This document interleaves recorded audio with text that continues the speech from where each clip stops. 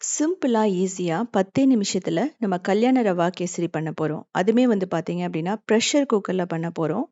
பிகினர்ஸ்க்கு ரொம்ப பெர்ஃபெக்ட்டான ரெசிபின்னு சொல்லலாம். அப்படியே வாயில வச்சோன்னா கரைஞ்சிடும். ஒன்ஸ் இத செய்ய ஆரம்பிச்சுட்டீங்க அப்படின்னா, இந்த மெத்தட் உங்களுக்கு ரொம்ப பிடிக்க ஆரம்பிச்சிடும். அது மட்டும் இல்லாம 2 டேஸ் வரைக்கும் இருந்தாலுமே கெட்டு போகாது. ரொம்ப ஸ்டிக்கியாவோ, அதே சமயம் ஒரு சிலருக்கு வந்து ரவா கேசரியில கட்டி வரும். ஸோ அதெல்லாம் எதுவுமே இல்லாம எப்படி பண்றதுன்னு பார்க்கலாம். இதுக்கு 1 கப் ரவை எடுத்துக்கலாம். 2 டேபிள் ஸ்பூன் நெய் போட்டு நல்லா வறுத்துக்கணும். நீங்க வந்து ஏற்கனவே வறுத்த ரவையா இருந்தாலுமே, இந்த மாதிரி வறுக்கிறது ரொம்ப ரொம்ப நல்லது. ஒரு 2 நிமிஷத்துக்கு மீடியம் ஃப்ளேம்ல வச்சுட்டு வறுத்து எடுத்துருங்க. இது வந்து பார்த்தீங்கன்னா, ப்ரௌன் ஆகக்கூடாது. அதான் வந்து ரொம்ப முக்கியம்.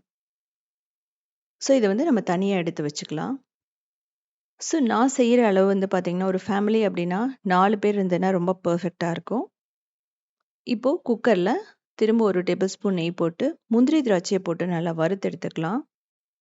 ஸோ நல்ல கோல்டன் ப்ரௌன் ஆகணும். அப்பதான் 2 நாள் வச்சிருக்கும்போதே உங்களுக்கு கெட்டு போகாது. நம்ம பிரசாதம் மாதிரி கூட நம்ம நெறைய ஃபெஸ்டிவலுக்கு பண்ணலாம். ஸோ அதே குக்கர்ல திரும்ப 3 கப் தண்ணி ஊத்தணும்.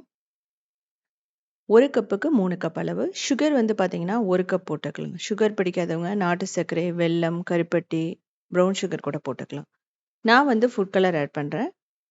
இப்போ ஒரு 3 டேபிள் ஸ்பூன் நெய்யும் போட்டுக்கலாம் அதிலேயே. ஃபுட் கலர் ஆப்ஷனல் தான் உங்களுக்கு. தேவைப்பட்டா நீங்க போட்டுக்கலாம். இல்லன்னா ஸ்கிப் பண்ணிறலாம். இப்போ சிம்ல வச்சுட்டு, இந்த வறுத்த ரவைய போட்டு நல்லா மிக்ஸ் பண்ணுங்க. ரவைய போட போட நீங்க வந்து மிக்ஸ் பண்ணிடணும். அப்பதான் அந்த கட்டி வராது. யூசுவலா நம்ம நெய்ல வறுத்துருக்கிறதுனால, கண்டிப்பா இது வந்து உங்களுக்கு சின்ன சின்ன கட்டிகள் கூட வராது.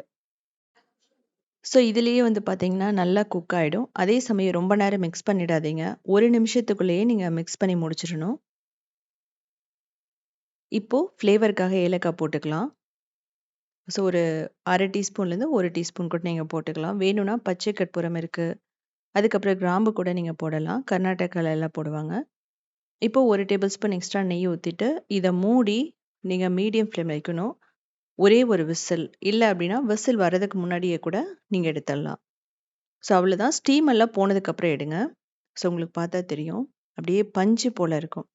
அதே சமயம் கீழேயும் வந்து பார்த்தீங்க அப்டின்னா, ப்ரௌனா இருக்காது. இது வந்து இந்த ஸ்டேஜ்லயே அப்படியே எடுத்து வாயில போட்டோம்னா, அப்படியே வந்து கரைஞ்சிடும். இது வாழலையில வச்சு சாப்பிடும்போது அவ்வளோ சூப்பரா இருக்கும். ஸோ ஃபைனலா வறுத்த முந்திரி திராட்சைய போட்டுக்கலாம்.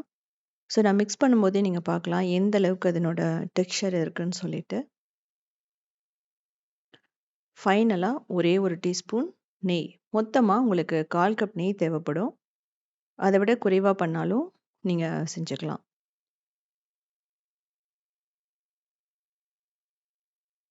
ஸோ அவ்வளதான்.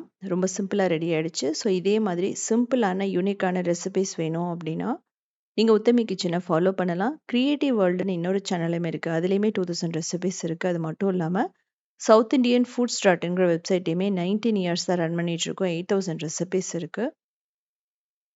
ஸோ பார்த்துட்டு கமெண்ட் பண்ணுங்க. எல்லாமே சிம்பிளான வெஜிடேரியன் ரெசிபீஸ் தான். ஸோ இது வந்து பார்த்தீங்க அப்படின்னா, நோ ஃபெயில் ரெசிபின்னு சொல்லலாம். இது யார் வேணாலும் பண்ணலாம். ஈஸியா வந்து